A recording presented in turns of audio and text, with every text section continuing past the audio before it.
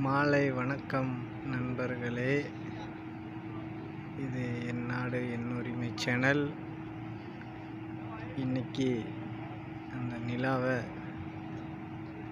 நல்லபடியாக தெரியுது, பார்க்கலாம்.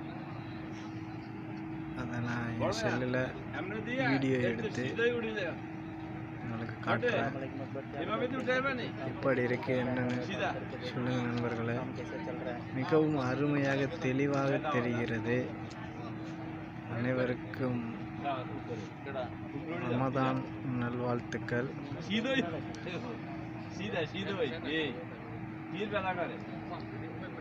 ईद मुबारक दोस्तों का. Thank you friends.